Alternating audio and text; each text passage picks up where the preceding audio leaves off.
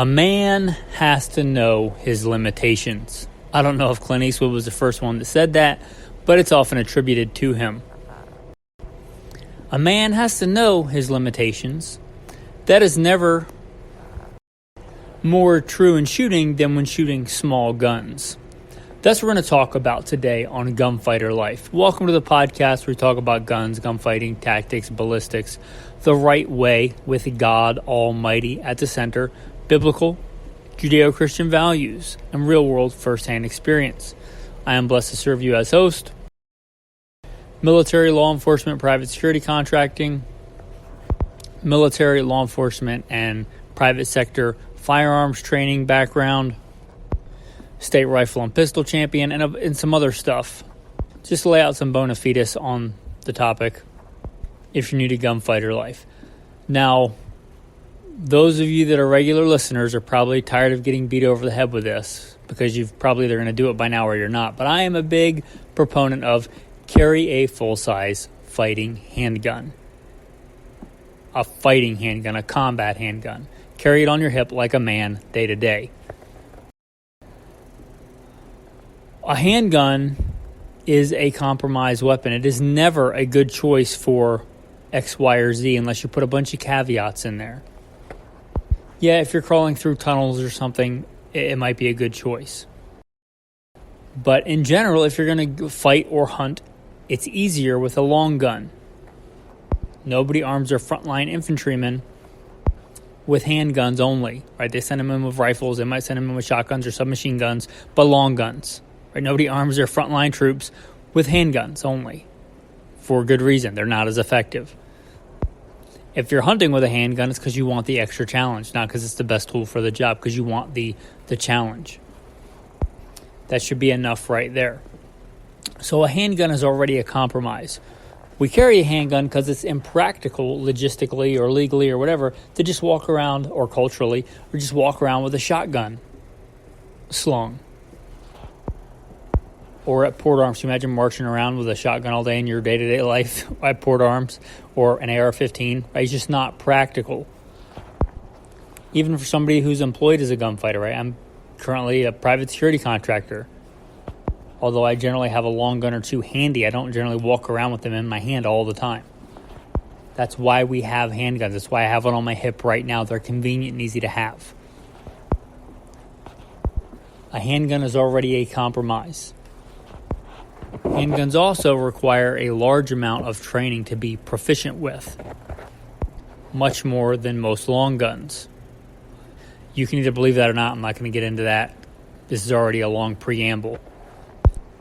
And that's true of a full-size fighting handgun. And almost always, unless you give me some weird caveat like a full-size gun of a particular design slices up your hand or something weird, or you can't reach the trigger because the length of pull is too long. Almost always, again, unless there's some weird ergonomic thing going on, almost always a full-sized fighting handgun, a combat handgun, is better to use than a small gun. Hence why I tell you, carry a full-size fighting handgun like a man. But a lot of people carry little compact baby guns. Let's be real. I don't think a lot of people grapple with the fact they may actually have to use their handgun to defend their or somebody else's life. They think of it as a security blankie. It's the male equivalent of sucking on your thumb. Like, you have it to feel good. Doesn't actually do anything. It's your security blanket. And a lot of men, sadly, are like, oh yeah, I got my LCP in my pocket. Box checked. I'm ready to go. I'm basically Rambo.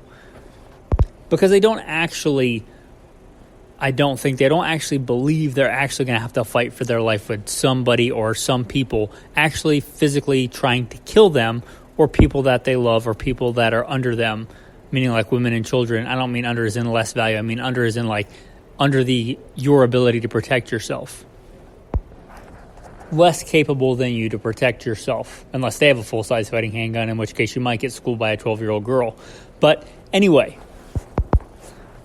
so I think sadly a lot of men are just like, oh, I have a gun. Oh, okay, well, having a gun is better than not having a gun. Set the bar real low. But you have to know your limitations. And here's some of the limitations of carrying a small gun, a little gun, a baby gun. a hashtag Me Too gun, as I often say. Knowing your limitations means you should know your standards, right? Like I know in general on any given day, let's say I have a full-size silhouette target or a IPSC or an IDPA target at 7 yards. I pretty much know how long it's going to take me to go from the holster to getting a good first-round hit on target. I know generally how long it's going to take me to get a good Mozambique drill in, 2 to the chest, 1 to the head. I'm not going to get into my times on that because it's irrelevant. Don't measure your corn in somebody else's bushel. Your times are your times. But I can tell you that compared to those times with a full-size fighting handgun on my hip, the amount of time it takes me to do that with an LCP is glacial. Measure it with an egg timer, not a shot timer. It's ridiculous. It's like several times longer. Now, you can just hope that you have all the time in the world, but if somebody's actively trying to kill you, time is of the essence. And I don't say this because I'm bigger or badder than anybody else. God has blessed me to live through a lot of nasty situations where I have felt the cold hand of death and prevailed through it by the grace of God. When somebody is trying to kill you, it's generally a right now proposition. Like you don't have a lot of time.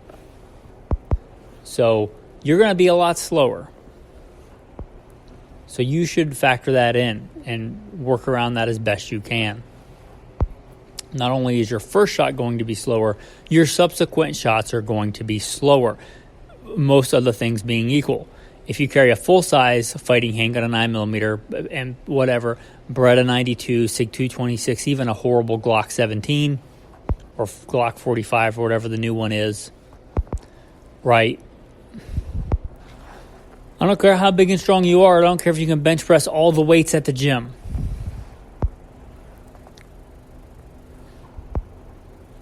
The more recoil you have, the slower you have to shoot to get rounds on a given target. A full-size gun like that, you're going to be able to control and get consecutive hits on target faster than a small gun, all other things being equal. Like let's say you have a full-size 9mm like we aforementioned, or you have a little baby micro 9mm. You're going to be slower. So not only is your first round going to be slower, your second, third, fourth, however many rounds you need is going to be slower. Which is one thing if you're at the indoor range with your buddies and you've got a giant silhouette target there at 3 yards and you're not moving and the target's not moving. And you're like, oh, I have to adjust my grip every time that I shoot the gun because it flies out of my support hand. Whatever. That's one thing. It's quite another thing when somebody is stabbing a knife into your neck and he's about to twist it and you have to take some extra time to get another shot off. Like, that's a different thing. So, yeah, it's a limiting factor. Both your first round hit on target and your consecutive hits on target. Most handgun shots are not fatal, something like 80%. And your goal is not to kill. Your goal is to stop the bad behavior that made you start shooting them in the first place. They're stabbing somebody in the neck, and you shoot them, and they decide, I don't want to play anymore, and they put the knife down. Whether they die or not is inconsequential to you. But the vast majority of handgun shots are not fatal or incapacitating. They may decide they just want to stop because they got shot, but they may not, so you can't count on that. I would say you may be able to compensate with this with, practicing more headshots, but the smaller guns are going to be much harder for you to get a headshot than a large gun. But that may be something you want to consider. I said it was harder to make a headshot. It's harder to make pretty much any shot. So whereas, a lot of law enforcement officers who get enough training so that they're generally not a liability with a gun, but generally aren't great handgun shooters, a lot of law enforcement officers that have been on for years have a hard time getting hits at 25 yards with a full-size fighting handgun. And that may sound hard to believe, but that's a real thing. I've been a firearms instructor a long time. It's a real thing. And you might think, well, big deal, the average handgun encounter is, 3 yards, 7 yards, whatever statistics you're looking at, big deal. Yeah, the average, which may include suicides. It may include coup de grace, right? It may include somebody just walking up to somebody and putting the pistol in the back of their dome, a bad guy, and just executing somebody. Then that gets counted as 0 yards. So if one guy commits suicide, one guy does a coup de grace, and then one guy gets into shooting at 10 yards, and the average is about 3 yards. Right? That's not really a good statistic. So be aware of those. Yeah, it may not be. It may be at 25, 40, 50 yards or more. There's plenty of handgun fights that you go longer distances. At what distance can you reasonably hit a target? Especially with a lot of other people around and like public situations. Do people still go to malls anymore? I almost said mall, and then I thought, does malls still exist? I don't know. But like a mall or a crowded venue or a church. Sadly, shootings at churches are a real thing. When that shot counts and hey, how's it going? And you really can't afford to miss. Not that you ever should be counting on missing, but somebody's in an open field or against a cinder block wall, not a big deal, but like in a crowded church with women and children all around, you got to know at what distance you can reasonably stack your rounds on target. When you're moving and they're moving and a bunch of other people are moving, you should be able to know what rounds and what shots you can take and what you can't. That comes with training. And I think, sadly, a lot of the people carrying these baby guns day to day are not the ones with the most training. They're the ones with the least training. Because, again, I don't think they think they're really ever going to have to use it. They just have it in their pocket, and they're like, whatever, I checked a box. But if you're carrying a small handgun, you probably should train a lot more because they're harder weapons to use. You're already handicap on a handicap. I like shotgun shooting. I like sporting clays. I like doing that kind of shooting. I'm not the world's best at it, right? Nowhere near as titled in that as I am with like handgun competitions or rifle competitions. But I know a fundamental fact, right? If you're doing a round, it's easier with a 12 gauge. It's harder with a 20 gauge. It's harder again with a 410. If you're a real expert, you can do pretty good with a 410. If you're a novice trying to shoot sporting clays, don't bring your 410. Right? So same kind of thing applies here. If you're really, really good with a handgun, you can do pretty decent work with a very small, lightweight gun. But it's harder for you than it would be with a big gun. If you are a noob, probably don't bring the 410 to the clays competition, right?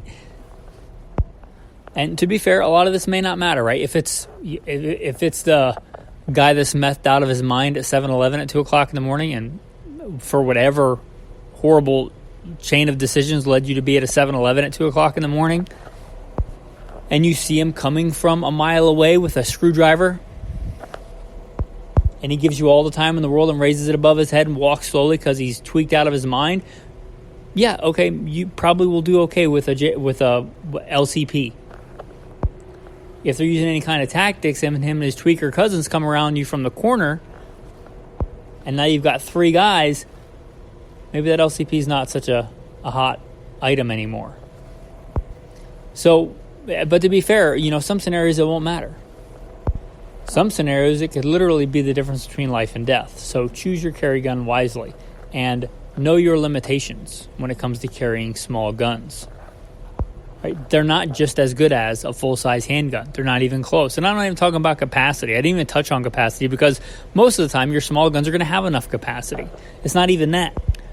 Right? But nobody, even guys that have handguns in the military or law enforcement, they don't carry little baby guns unless it's a backup gun. They carry a full-size gun for a reason. If it was just as good as, then, police departments would arm their guys with LCPs or, with whatever the hot micro baby gun is.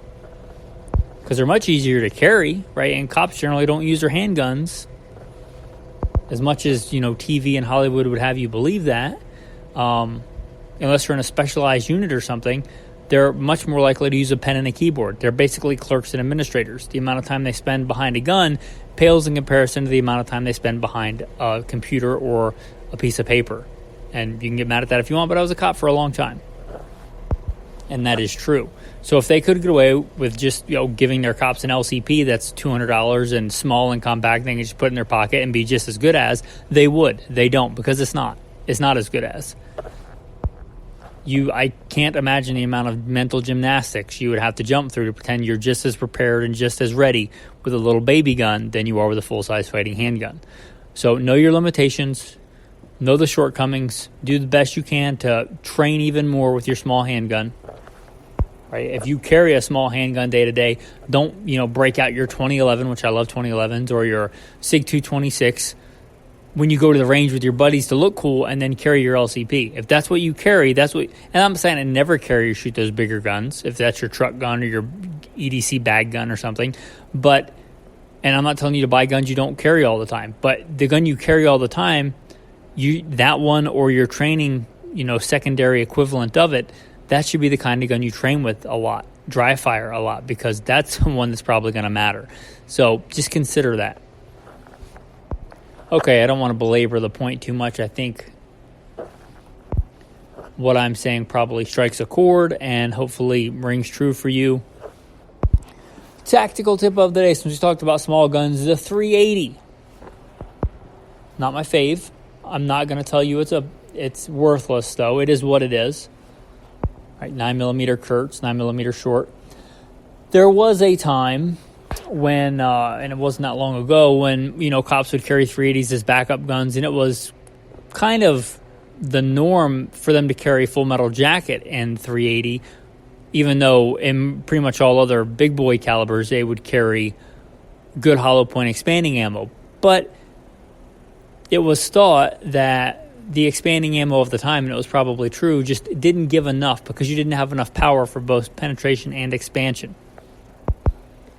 Because most of those little tiny pocket guns have really short barrels, right? Your backup gun probably wasn't a Walther PPK. It was probably like a Smith & Wesson Bodyguard or something back then. And back then, I mean 2 decades ago or whatever. Today, that's not really the case. There are some decent 380 loads, and I'm not going to give you a particular one because you should test it out of your gun when fired by you to make sure it's reliable, especially with these small, finicky guns, which tend to be less reliable than full-size guns. Not always, but tend to be on a broad spectrum. You should test your 380 carry ammo out of your gun when fired by you. Don't just, buy your cheap Winchester white box ball ammo, which is not bad ammo for practice. Then because the defensive loads are expensive, you load them up having never fired them through your gun and just assume they're going to feed and assume they're going to shoot where you're aiming and assume they're going to expand. You should test that.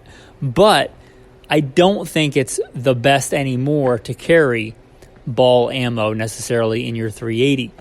There are some decent expanding loads. There's some decent defensive loads made for the 380 now. That caliber has come a long way in the past 20 years as far as ammo tech.